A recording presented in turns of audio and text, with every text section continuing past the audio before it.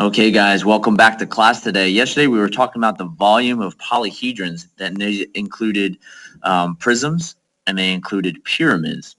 So today, we're going to move on to things called cylinders and cones, and we're going to calculate their volume as well. So if you remember from yesterday, the moral of yesterday's story was if you had a prism, let's do a little quick review on the top here. Prism, you found its volume by finding the area of the base shape and multiplying it by the height. And prisms had two congruent polygon bases on the top, and they were connected by rectangular faces. So they had two congruent bases on the top connected by rectangular faces. And if you had a pyramid, it could be very similar to a prism, except for the fact that it only has one base. So you can have a congruent polygon base on the bottom, but you have no base on the top. Okay, so it only has one, and it's not connected by rectangular faces anymore. It's connected by triangular faces. And we noticed from the demonstration with the water yesterday that if you had a corresponding pyramid, same shape base as a prism, the pyramid takes up exactly 1/3 of the prism. So volume is equal to 1/3 area of the base times the height for any particular pyramid, any particular prism. Okay, so how is that going to help us find the volume of a cylinder? A cylinder, well, let's take a look at a cylinder really quickly. Cylinder, and this is pretty poorly drawn, but just bear with it. Okay, it has circular bases on the top and circular base on the bottom. Okay, well, is a cylinder more like a prism or is it more like a pyramid? Okay, we'll take a second to think about that. And it has a base on top and a base on bottom. I hope you've come to the conclusion now, even though it is not connected by polygons, it's not connected by rectangular faces on the side, it does not have a polygon on the top, it is a lot more like a prism because it has two congruent bases on the top and the bottom. So let's just try out the formula for a prism really quickly. So volume is equal to the area of the base times the height, okay? And the area of the base. And what is the base shape on a cylinder? A cylinder's base shape is, it's not this football shaped little thing that this poorly drawn 2006 PowerPoint image rendering is giving you. It's not a football shape, but it is actually a circle. Let me actually draw a circle here. It's actually a circle. And what is the formula for the area of a circle? Well, I hope you should know by now the area of a circle is pi times radius squared. Okay? And unlike a polygon where you could have a quadrilateral polygon base, you could have a pentagon polygon base. You could have a triangular polygon base. A circle is a circle is a circle is a circle. It's always going to be pi r squared.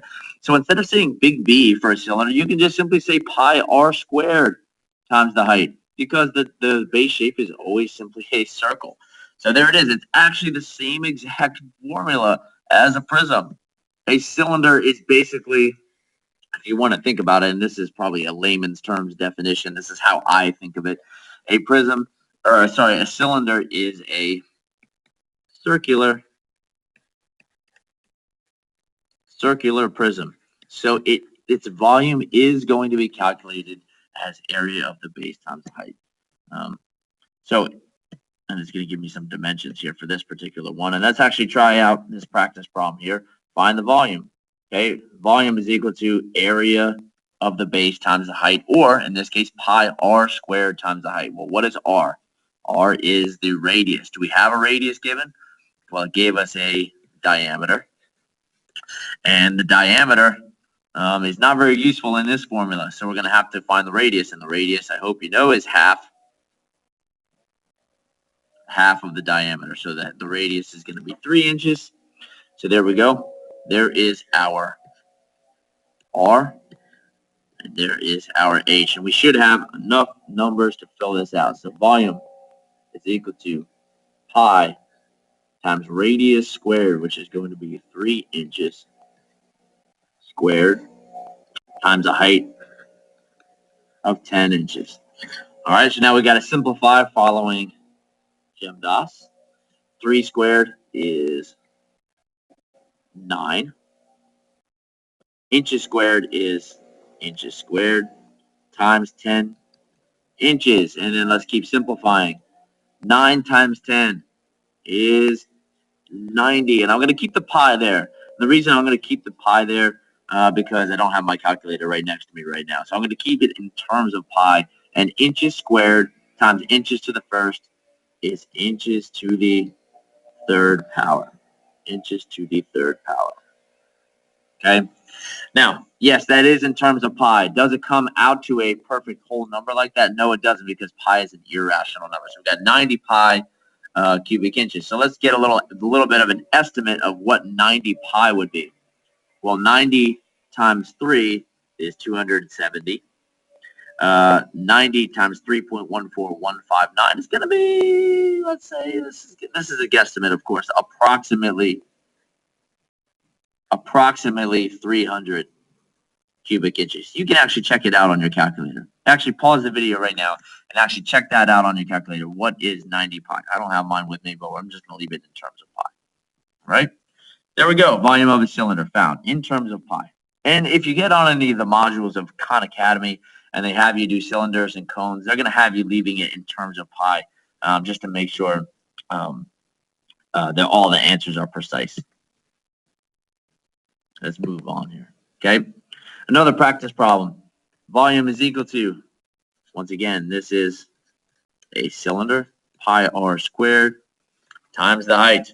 Okay, in this one, we don't have to actually render the radius from the diameter. We are given the radius directly, so we can go ahead and plug that in for r.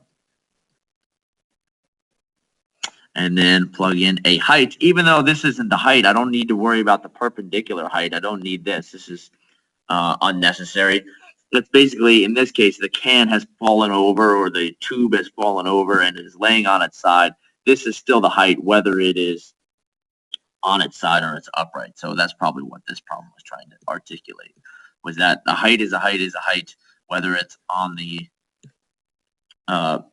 whether it's standing on its base or it's standing on its side, that dimension is still the same. So let's actually simplify here.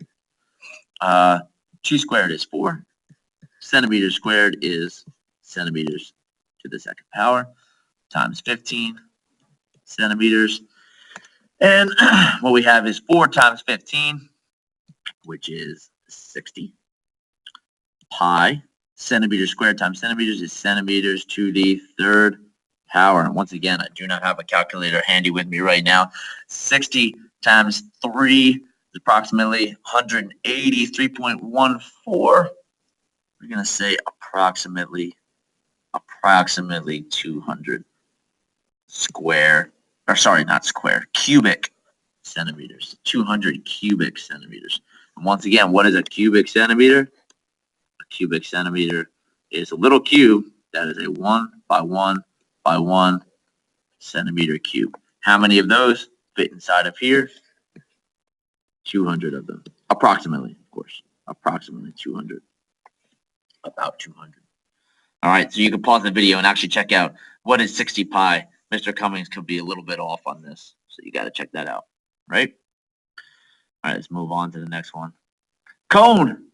A cone. Well, is a cone more like a prism, or is a cone more like a pyramid? Well, let's check it out. It comes to a pointy on the top, just like a pyramid did. So basically, a cone is just another word for a circular pyramid. Circular pyramid. Okay, so the volume is going to still take up, just like a pyramid did, 1/3 of the volume of a corresponding cylinder would. So if this thing had 2 bases, it would be area of the base times the height, but because it only has 1, it cuts the volume in 3. So the volume is equal to 1/3 area of the base times the height. So it takes, and this is my pretend cylinder, horrible looking cylinder drawing on the screen here. Okay, if this cone was inside of the cylinder, it would take up exactly 1/3 of the volume of this cone here. It would take up exactly 1/3 of the volume of the cylinder. Okay, and the height, once again, the height still must be a perpendicular height. It must be a perpendicular height. That is very important. You do not want to measure the slanted side, as we'll call S. Do not measure the slanted side. Not needed for volume. All right, let's move on to our practice problem here. So, okay, it gives the dimensions as a radius of 4 on the base and a height of 12. Once again, volume is equal to 1/3 pi r squared times h. Let me actually write this fraction as not a slanted fraction, but an up and down fraction.